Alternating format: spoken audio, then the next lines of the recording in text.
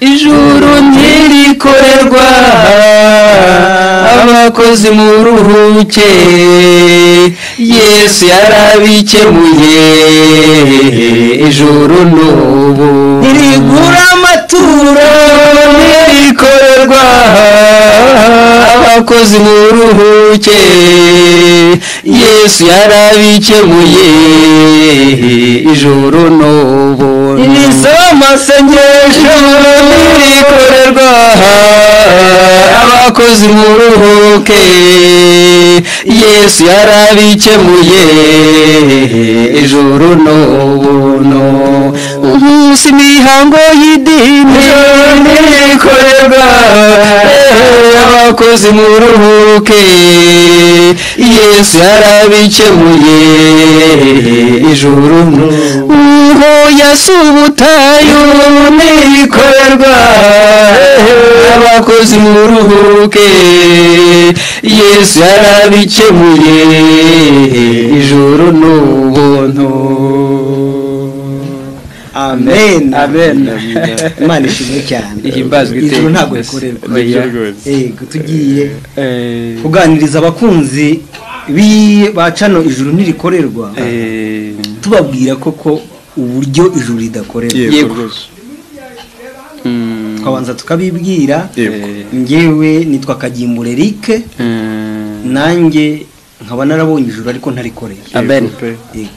Nanjye amazina yanjye nitwa Mugimana André. Nkaba mfite ijuru naherewe ubuntu ntarikoreye. Nanjye amazina nitwa Emile&Eric. Nkaba ndi umwana w'Imana. Kuko abana bose rero bafite uburenganzira bwo gutaha iwabo. Yego. Nanjye iwacu ni mu ijuru. Amen. Aho datari. Imana ishimwe. Amen. Kubera ko rero ibyo tuvuga byose bigirwa ukuri nuko biboneka mu ijambo ry'Imana. Ndagira ngo bavandimwe uw'Imana yahaye ijambo ry'Imana atubwire uburyo ijuru ridakorerwa ariko ashingiye ku byanditswe byera. Ngira ngo ni twese kuko ijambo niryo ryadukijije. Ni naryo buzima bwacu. Twabyawe ubwa kabiri ko tubyawe n'ijambo ry'Imana. Yego. Ubwo rero turaza gusangiza abadukurikiye ibihamya byinshi. Ibihamya byinshi byo mu ijambo ry'Imana. Ibihamya bikomeza kubahishurira by'ukuri uburyo Imana yatanze ijuru ku buntu ibinyujije muri Kristo Yesu. Yego. Ijambo rya mbere turaheraho numva twaheraho riri mu Baroma mu gice cya 5 umurongo wa 18 n'uwa 19. Wenda twarisoma riravuga ngo nuko rero ubwo igicumuro cy'umuntu umwe cyateka abantu bose bacirwaho iteka. Ni nako icyo gukiranuka cyakozwe n'umuntu umwe cyahesheje abantu bose gutsindishirizwa bagahabwa ubugingo.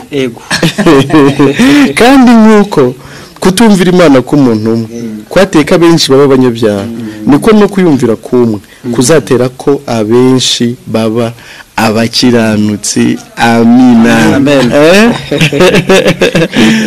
Tukiraho twemereye nyine abakunzi bacu, ariko ngira ngo uyu munsi ni na byiza tugiye gukora turi benshi. Ntibamenyereye ahari ibiganiro dukora gutya. Ngira ngo twanabaririmbiye mbese bihora ari bishyashya ku ijuru ntirikorerwa TV. Ariyo mpamvu duhamagarira abakunzi bacu gukanda subscribe.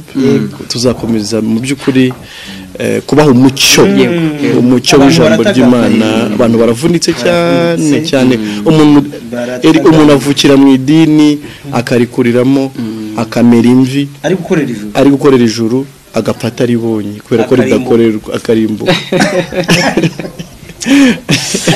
Niyo mpamvu tuba dufite ishyaka nuko twahereye ubuntu mu by'ukuri kugira ngo tube twatangira ubuntu. Ibyanditswe rero mu by'ukuri bivuze ko igicumuro cy'umuntu umwe. Ariko n'uwo muntu umwe buvugwa hano ntago abantu baba musobanukiwe.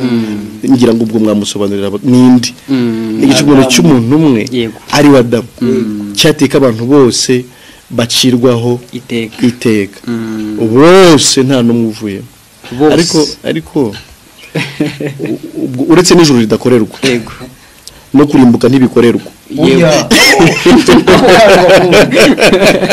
usibye n'ijuru kuba ridakorerwa n'umuriro ukorerwa kuko niko twasomye igicumuro cyazamo n'undi muntu gituma abantu bose bacirwaho iteka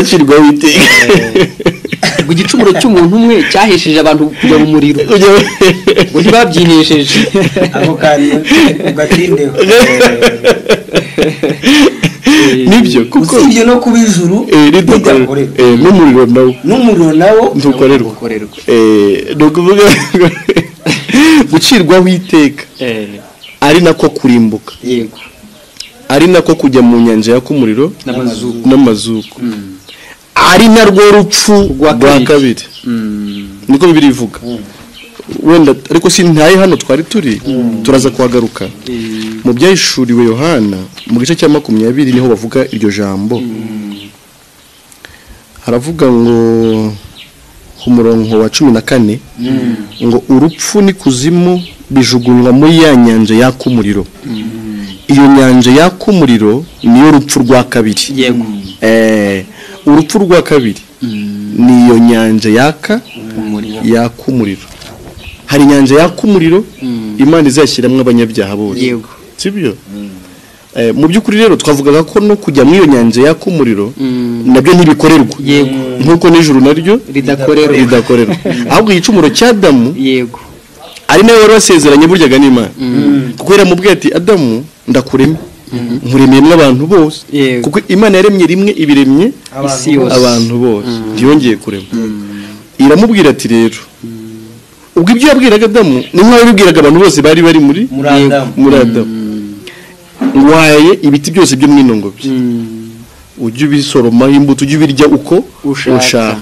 ariko igiti cy'ubwenge bumenyekanisha ikibi n'icyiza ntukakirye umunsi wakiriyeho no gupfa uzapfa Imana ivuga urupfu rero ni uko gutandukanywa nayo byiteka byose ukiri hano mu isi ukabutandukanijwe nayo mu buryo bw'umwuka ariko wanapfa iherezo ryawe rikaba ari muri ya nyanja yaka umuriro n'amazuku iramubwira ati umunsi wakiriyeho no gupfa uzapfa Adamu rero ashutswe na shitani akiryaho akiriyeho burya rero yarapfuye koko yaratandukanijwe n'Imana ariko n'abamurimo bose twese kubera ko dukomoka gutandukanijwe n'Imana turaba gucirwaho iteka none rero iyo umuntu avutse avuka atandukanijwe n'Imana nabyo biranditse nanone muri Zaburi ya 58 umurongo wa 4 ngo abanyabyaha batandukanywa n'Imana uhereye ku kuvuka kwabo ngo baravuka ngo cyakora bakamenya kwiyubagiza bakabeshya ko ari beza ko banakorera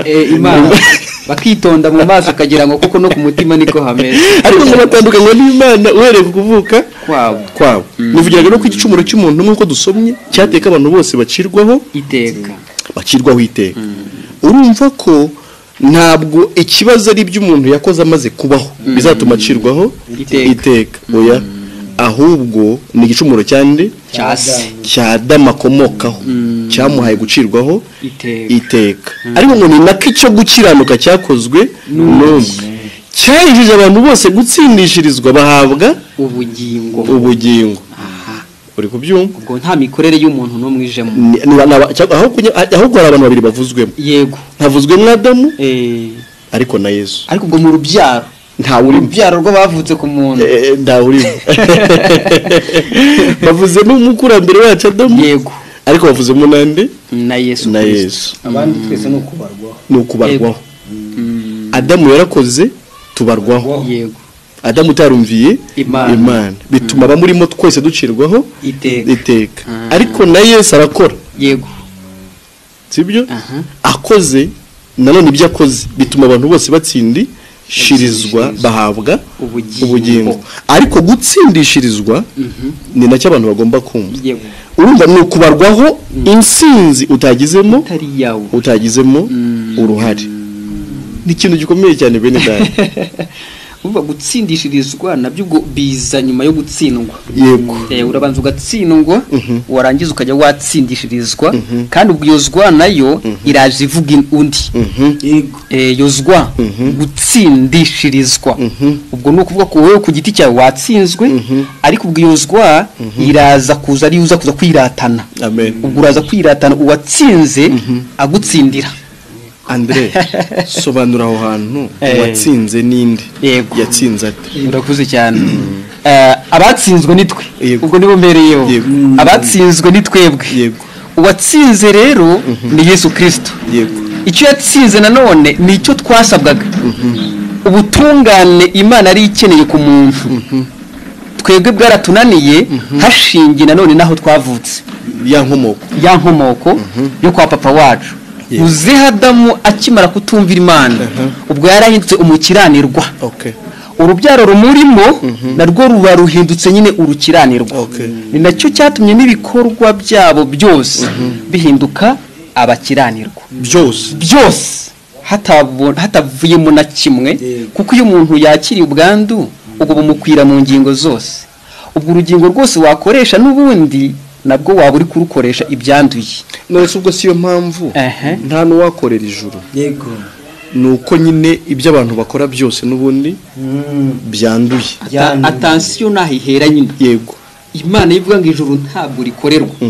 Nuko ibiri kubanza kubwira umuntu ati impamvu ridakorerwa mbere na mbere n'ukuri mubi. Buri Italiyana rijyaho ngo irisobanure ibanza kugusobanura wowe nyirize ushaka gukora. Umuriwe. Yego. Uhita wumva ko uretse no gukorera ijuru no gukorera umuntu ubwabyo bigashyirwa nko mu mashini wenda y'ubuziranenge n'ubundi wagaragarwa nk'uko wakoze nabi. Buri kiriya gihe cya Covid byaduhaye uburyo bwiza bwo gusobanukirwa ijambo ry'Imana. Covid ikimara kuza kubera ikibazo cy'ubwandu bafashe bano bantu baba bari ku muhanda basabiriza bari batishoboye babakura mu muhanda aho basabirizaga babashyira ahandi hantu babitaho bashyira aho babitaho. Icyo bangaga cyari igiki bangaga ko hagira umugira neza ufite umutima wo gutanga agafata amafaranga yiwe kubw'umutima afite wo gushaka gufasha wa muntu. Ariko bakanga ko ntibangaga ko amufasha ahubwo bangaga aramufasha arinde. Kubera icyo kibazo cy'ubwandu bwa Covid gufata amafaranga yawe cyangwa imfashanyo yawe ukayihereza wa muntu byabarwaga nk'icyaha gikomeye cyane. No gusurana ntibyari byemewe. Akato nicyo kivuze. No gusurana ntibyari byemewe. Ntabwo byari byemewe. Kandi gusurana ni igikorwa cyiza. Ariko wabunze neza kabutinde. Kuvuga ngo umuntu wamaze kwandura ubwandu n'icyo akuzaniye nacyo kiraba ikibazo. Yego. Mbese n'igikorwa giye gukora kiraba ikibazo kubera ubwandu afite. Ariko ndumva nanone tutarajya kure twareba mu Baroma 3 igice cya 3 umurongo wa 9 ni mirongo mike ngiye gusoma ihamye ibyo bintu tumaze kuvuga. Nuko tuvuga iki? Mbese turabaruta? Oya da, habe na gato. Kuko tumaze guhamya abayuda n'abagiriki yuko bose batwarwa n'ibya bose baba Bisirayeli baba abanyamahanga bose batwarwa n'ibyaha nk'uko byanditswe ngo ntawe ukiranuka n'umwe. Ntawe ukiranuka n'umwe. None nyine uri bukorera ijuru ubwo arakora ate kandi adakiranuka? Ntawe ukiranuka n'umwe. Sibyo? Ni Imana yabyandikishije mu ijambo ryayo. Yego. Ko ntawe ukiranuka ndacyari ku murongo wa 9 ngo ariko ngo natwe nitubaruta. Niko Paulo yavuze. Nabo ntibakiranuka. Urego byumva. Umurongo wa 11 ntawe umenya ntawe ushaka Imana. Bose barayobye bose bahindutse ibigwari ntawe ukora ibyiza n'umwe. Niko umurongo wa 12 uvuga. Nta muntu ukora ibyiza. Ubwo ni rwa rubyaro nyine rwa Adamu wari gusobanura. Hari igihe abantu bajye batubwira ati mudushakire icyanditswe. Yego. Kivuga ngo ijuru ntirikorerwa. Ati turagishaka muri Bibiliya. Yego. Uyu ni wo mwanya. Yego. Muri Bibiliya yose bakijuru cyakora. Mwere mwitangiriro ukagera mu byahishuwe. Kubera ko igaragaza gukiranuka k'umuntu no gukiranuka kw'Imana. No gukiranuka k'umuntu ni ugukiranirwa mu maso y'Imana. Yego. Amen. We iyo atari gukora ibyo yita ibyiza aba ari gukora ibyo bita ibibi. Noneho ku Mana ibyo bita ibyo umuntu yita byiza ku Mana ni bibi, n'ibyo umuntu yita bibi ku Mana byose birahwanye, byose ni ibi kubera ya soko yaho bikomokamo. Emile yavuze akantu gakomeye, numva twanduriye mu rukirigi, twanduriye mu nda, mu nda ya Adamu, atwanduza kandi ibintu bibiremye. Icyiza n'ikibi. Cya giti Imana yarabujije Adamu kuryaho ngo cyari igiti kimenyekanisha icyiza n'ikibi. Cyari igiti kimwe gifite amashami abiri, ishami rimwe ni ibibi, irindi ibyiza, ariko byose bikomoka mu giti kimwe. Ariko kubera ko bikomoka kuri Satani byose biraba ariko warabizeri. Yego, hari ikindi kintu nasomye muri Luka cyantangaza. Uzi ko ibyo noneho byitwa byiza by'umuntu ngo ari byo bibi cyane cyane, reka nibyo bibi cyane. Ibyitwa ibyiza bya muntu nibyo bibi cyane kubera ko arabyiringira. Mu gice cya 16 umurongo wa 15 umve ukuntu avuga ngo arababwira ati mwebwe mukunda kwigira abakiranutsi imbere y'abantu, kwigira beza, kwigira uri kubyumva ngo ariko Imana izi imitima yanyu kuko icyogejwe imbere y'abantu ari ikizira mu maso y'Imana. Nukuvuga icyiza cya muntu nicyo kibi cyane, nubwo nicyo ari kibi ariko kiba kibi cyane kubera iki? Nuko umuntu arakiringira. Yego, Satani akakimushukisha. Yego, akavuga ngo nukora ibyiza Imana izakwemera. Niyo nyigisho burya amadini hanze aha. Yego, gukora ibyiza byinshi mu kirango ku gato no kukane. Ariko amadini yo burya ntukayishinge yaba afitemo gahunda.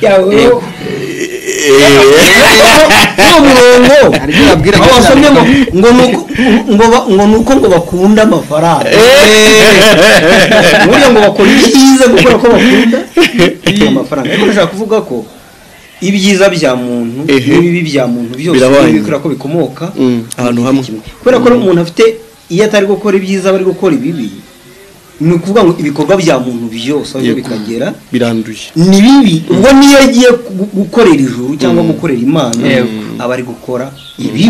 Niyo mpamvu utakorera ijuru ngo kubera ko icyo wasabwa ni ugukora. Ibyiza by'umuntu n'ibibi by'umuntu byose ni bimwe, ariko impamvu byose ari bimwe nuko abikomora ku giti, kuri cya giti kimenyekanisha icyiza n'ikibi. Niyo mpamvu Imana itabyemera. Nubwo wakora ibyiza byinshi, byaba byiza byinshi imbere y'abantu, ariko ntabwo byaba byiza byinshi imbere y'Imana. Naho dusomye niko bavuze, ni Yesu abibabwiraga ngo mukunda kwigira abakiranutsi imbere y'abantu, ariko Imana izi imitima yawe ko muri babi imbere. Mwabayerega babi imbere mu giti, muri kamere n'umuntu ari mu wa mwuka nyine wo kwa Adamu. Kandi n'ubushobozi bw'umuntu burya habamo ibyo bintu bibiri nyine, gukora ibyiza n'ibibi. Ni ukuvuga ngo leta ari gukora neza bari gukora ibyaha, niyo ari gukora nabi abari gukora ibyaha, kubera ko byavuye mu giti kimwe. Niyo mpamvu umusaruro w'icyo giti waba mwiza cyangwa umubi imbere y'abantu nabwo ko Imana ibona ari mu biteka ryose.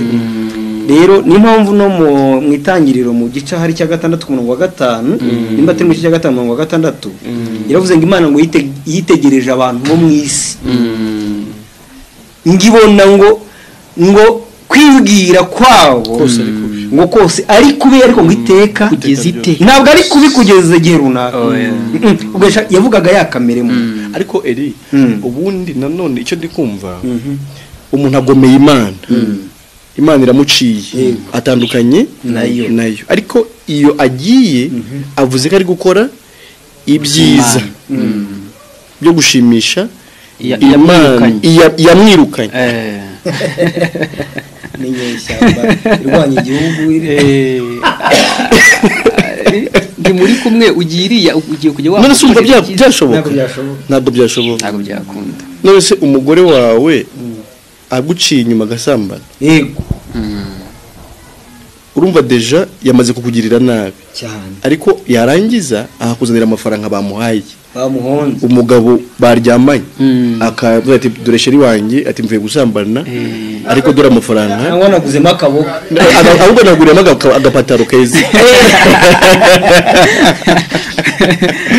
kandi ntacyo ubuze ariko se ntiyarakoze igikorwa cyiza ni ukuri urebeye inyuma urebeye hafi izo mpuzo zo kubona ko wari ukeneye ipantaro akayikuzanira wakoma amashyi niyo mpamvu uwo muntu Imana yaciye yabaye umugome imbere y'Imana ibyo Eric yaravuze ngo ni nk'inyeshyamba ndetse irwanya Imana ndavuga rero ngo ibyo ikora byose ni ibyo kurwanya Imana ndetse Imana mirayihiga ngo iyirimbu iyo ngizanye ibyo kunezeza yakuye mu bugomeramana ntabwo byashoboka nayo Imana nayo bakimara nyine gukora icyaha kuyigomera nayo ngo yarabihishe ku buryo ubuzima bwabo nubwo kuyishakisha ariko ibicumuro byabo byabaye nk'urukuta yego rubatandukanya yo nabo yego uvuze ikintu gikomeye tugakomeza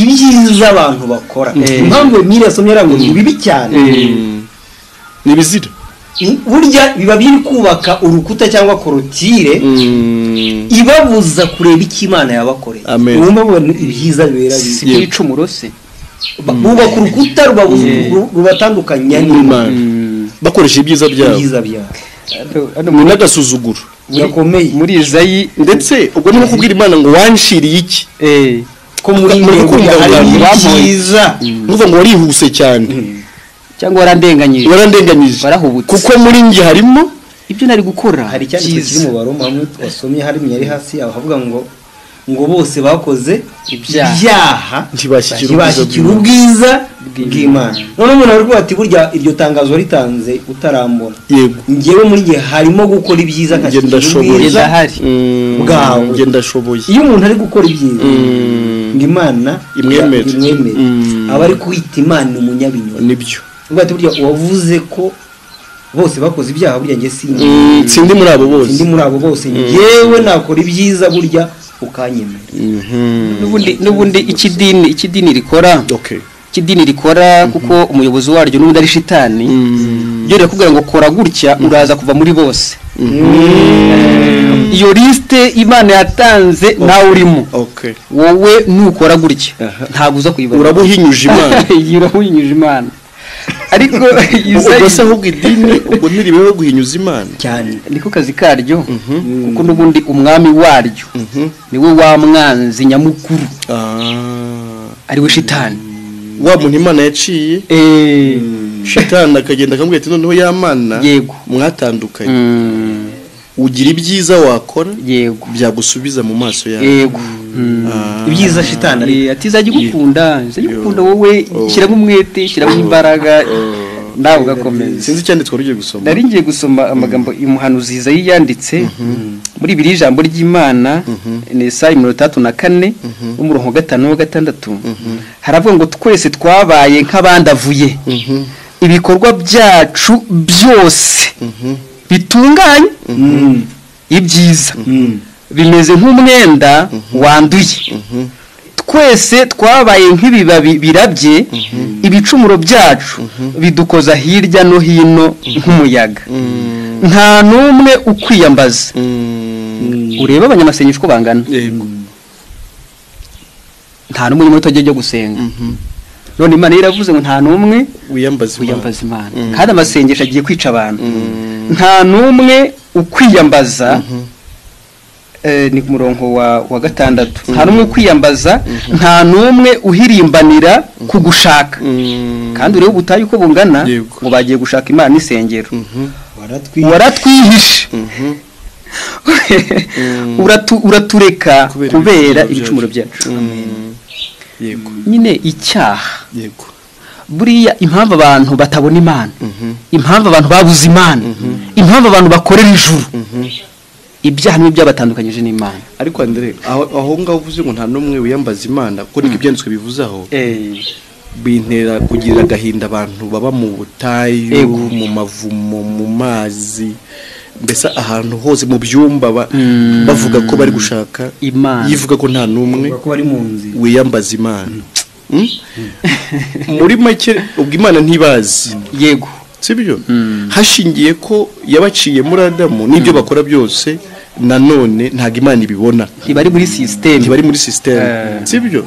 Nyamara bwo bazi ko basenga Imana. Ariko rero nanone ukurikije akarindi bashyiramo koko bigaragaza ko iyo babwira itabumva yego, yaba yumvaga yakabasubije. Njye mbona uburyo babwira Imana byarutwa no kubwira umuntu.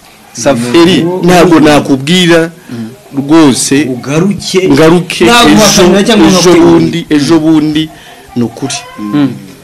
Amasengesho ataruhuka abantu basenga ubwayagaragaza ko mu by'ukuri Imana itabumva, kubera gutekereza ko abantu Imana ikorerwa byatumye bayifata bayitekereza nk'umuntu. Oya, nangwa n'umuntu, we ni umuntu mubi cyane w'umugome. Utekereza ko wabwira umunsi ikibazo cyawe ejo ukagaruka ndetse ukagerageza naho kumubwirira, yego, ukajya mu butayu, ukajya mu buvumo nk'umushyisi, ukarira imisozi, uratekereza ko ari hatuye. Ariko ibyo byose burya ni ikimenyetso cy'uko abantu nyine batigeze bamenya ko Imana burya ihagije idakorerwa, yego, ubwo bayifashe nk'umugome kandi Imana ni umunyambabazi. Twihuse rero urumva turi kugaragaza impamvu ntawakorera ijuru. Yego, icya mbere kigomba kumvikana nuko ijuru ni ubuturo bw'Imana. Yego, sibyo? Ubwo rero ni ukuvuga ngo icyo abantu bari gukorera baba bari gukorera kubana n'Imana, sibyo? Umuntu atandukanye n'Imana ari Imana imuciye ubwayo kuko amaze kwandura, kandi Imana irera ntiyabana n'icyaha. Umuntu wabana n'Imana ni uwaba asa nk'uko Imana isa, sibyo? Ntabwo ari umuntu ukora ibyaha abyihana, oya, kuko bikora nikigaragaza ko ubwabyo nyine wanduye, urimo kubyumva bikurimo. Ubwo bwandu rero ntiwabujyana imbere y'Imana. Niyo mpamvu uwo murongo wavuze mu Roma 23 uvuga ngo bose bakoze ntibashyikira ubwiza bw'Imana. Ubwo bivuze iki? Umwiza nk'Imana niwe wabana n'Imana. Noneho rero abantu nibyo bakora ibyiza, ariko ni ibyiza by'umuntu, yego, byanamubanisha n'abantu bagenzi be, biri kumvikana. Ubwo mu yandi magambo ibyiza by'umuntu byagirira umumaro mugenzi we, umuntu mugenzi we, ntibirenga ku muntu. Siko bimeze. Ni nako muri Yobu havuga ko ibyiza abantu bakora byagirira umumaro abantu bagenzi babo. Ntibiri mu byahuza umuntu n'Imana. Muri make ubwo ntitubujije abantu gukora ibyiza, ariko turi kubabwira ngo nimunabikora mujye mumenya ngo ntibirenga ku muntu, ni ibyaha nk'ibindi. Ayo ni amasiteri. Nari mvuze ko André, nari mvuze ko niba nabikora bajya bikorera abantu bagenzi babo, ariko ku Mana ho niyo mpamvu umuntu yemerwa mu idini kubw'ibyiza ajya akora, sibyo? Bagomba kukwemera nyine abantu bagenzi bawe, ariko umutima n'ubundi ukakubwira ko Imana itakwemera. Yego, kandi muri karitsiye bagutora no mu idini ufite intebe yawe y'icyubahiro baguha, sibyo? Ijyanye n'ibyiza ukorera mu idini, sibyo? Reka tugende muri Yobu 35.